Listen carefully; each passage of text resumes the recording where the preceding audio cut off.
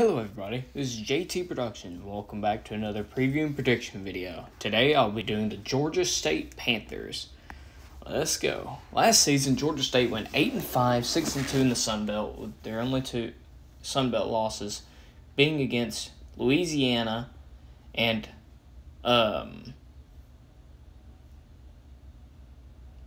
where's the other one? Oh, App State. Completely missed that. They almost actually beat Auburn in Auburn until they switched quarterbacks to TJ Finley and then switched back to Bo Nix, and the refs had to get involved to help Auburn win. Anyways, I'm not going to go there. They also lost to North Carolina in Chapel Hill and against Army in Atlanta. So not bad considering the opponents they were up against. The rest of their schedule, they did very well. Their head coach, Sean Elliott, has built this team very well. They've been above average since 2019 when they actually upset Tennessee. That was very funny. But they have a veteran roster, and one thing that you can see from this schedule to that schedule, it's a very difficult schedule. Sean Elliott is going to his 6th season at Georgia State. He really started to turn the team around in 2019, like I said. So, let's see if he can do it again this year. Like I said, the rosters for veteran, they have quarterback Darren Granger, redshirt senior, still there. Tucker Gregg at running back, who's a senior. They have juniors and seniors at wide receiver, juniors and seniors in the offensive line, juniors and seniors on defense. So, they're a very veteran team. So, how are they going to do this year? Well, let's go ahead and look. They start off with two doozies. Both Carolina schools. They play at South Carolina in week 1. That's a very hard place to play. Williams-Brice Stadium, in a game, especially after a full off season of no football, those fans are going to be ballistic. Sandstorm comes on, and with the additions that South Carolina has made, and Shane Beamer being a pretty good head coach in his first year, and that's going to be going up even more the more years he gets under his belt. So I don't think you win this game. You can maybe put up a fight in the first half, but South Carolina's going to take care of business. So you start out 0-1.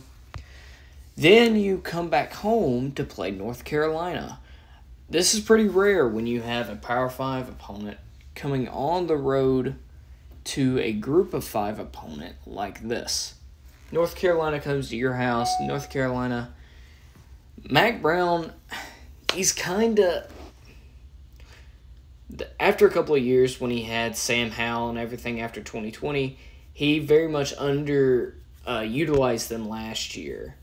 He underachieved last year, and I don't think that they're going to underachieve enough this year to where they lose to you. They're just too strong of an opponent. So I think you start the season 0-2 with losses to South Carolina and North Carolina.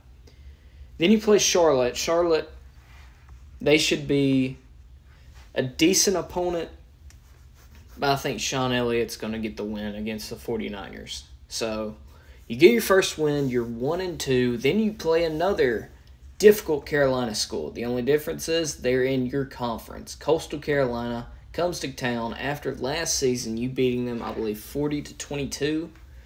They're going to be looking for revenge, and I think this is going to be one of the best Coastal Carolina teams we've seen, even better than 2020, and of course last year in 2021.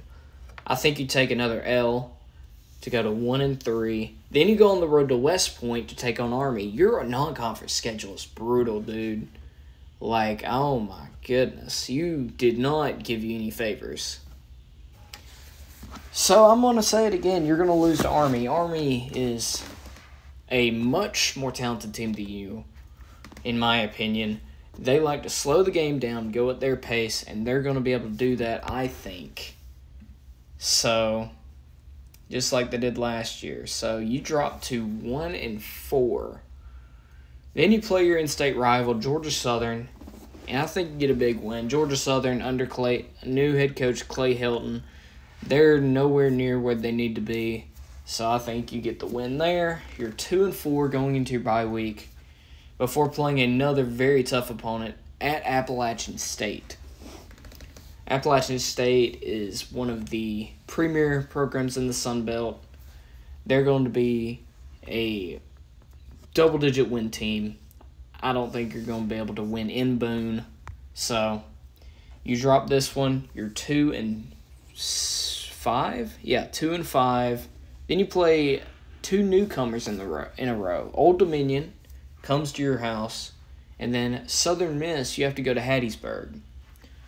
Old Dominion is a solid team coming from Conference USA. So is Southern Miss.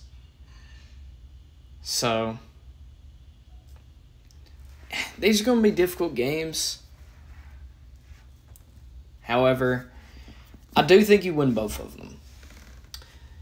Old Dominion and Southern Miss are both breaking in, well, Southern Miss at least. Looking at my notes, breaking in a second-year head coach. Old Dominion's in a better place. Their coach is in his 4th season. It's both their first seasons in the Sun Belt. Who knows how that's going to affect them, but Georgia State will be able to take care of business. So that gets you 4 wins. You're 4-5 before Louisiana Monroe comes to town. Like I said in the Louisiana Lafayette video, Monroe has been on the downturn lately, so you're going to get the win there. So you get back to 500. You're 5-5 before you have back-to-back road games at James Madison, another newcomer to the Sun Belt, and at Marshall, another newcomer to the Sun Belt. James Madison is coming from the FCS. You should have no problem with them. It's the other game that's going to be troublesome. This is a toss-up, honestly. Both teams are very well put together. If this was in Atlanta, I would maybe lean towards Georgia State. But since it's in Huntington, I got to give it to Marshall. Marshall wins this and gives you your 6th loss on the year. I think Georgia State ends the season 6-6. A little bit of a step back, but my goodness, your non-con schedule is brutal.